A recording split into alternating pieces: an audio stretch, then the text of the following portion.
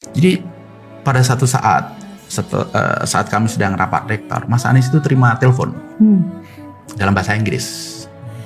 Diskusi panjang lebar, yang telepon itu seolah melobi, Mas Anies menolak gitu ya. Setelah conversation selesai, telepon ditutup, saya tanya, Mas, itu tadi siapa? Mas Anies bilang, ini dari Kedutaan Besar Prancis. Jadi mereka itu ngundang saya, kata Mas Anies ya, untuk bicara di satu forum di Paris. Cuman saya bilang, saya nggak bisa, saya ada komitmen. Apa tuh? Dan saya nggak bisa geser komitmen itu. Saya bisa datang kalau schedule yang di Paris disesuaikan. Saya tanya, komitmen apa Mas? Dia bilang, saya sudah terlanjur janji jadi saksi nikah. Dosen muda di Paramadina.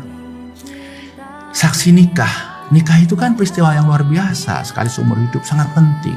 Nggak mungkin saya batalkan untuk datang di Paris. Saya mikir, wow.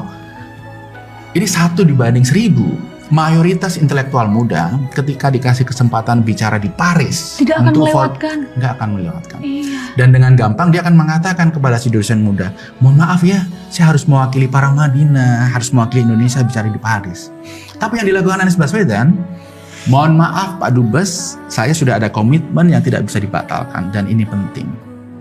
Akhirnya nggak jadi berangkat ke Paris. Pernikahan Mas Anies datang sebagai saksi.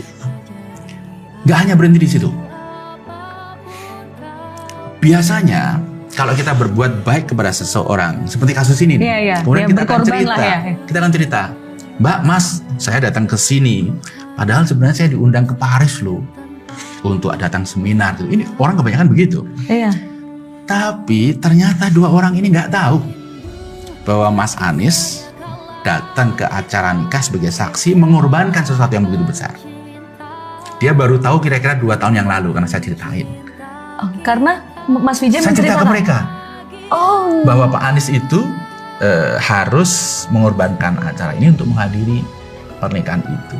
Wow, sih pasti terharu banget dong Mas Vijay. Terharu. Sebenarnya begini, saya menulis buku judulnya Jendela Hati tentang inspirasi baik dari tokoh-tokoh. Ada 1 chapter tentang Mas Anies. Ini yang saya ceritakan. Kemudian 2 pasangan ini membaca itu. Kemudian kami berinteraksi. Dia bilang, Pak, saya itu nggak tahu loh. Ternyata Pak Anies dulu jadi saksi itu mengorbankan sesuatu yang luar biasa besar. Nggak usah nangis lah. Aduh, aku terharu. Aku boleh minta tisu nggak? Aduh, tapi itu wah, luar biasa. Lagi-lagi saya dibuat jatuh cinta oleh adab beliau. Ya, jadi begini, saya menilai ini sosok ini loyal sekali kepada temannya.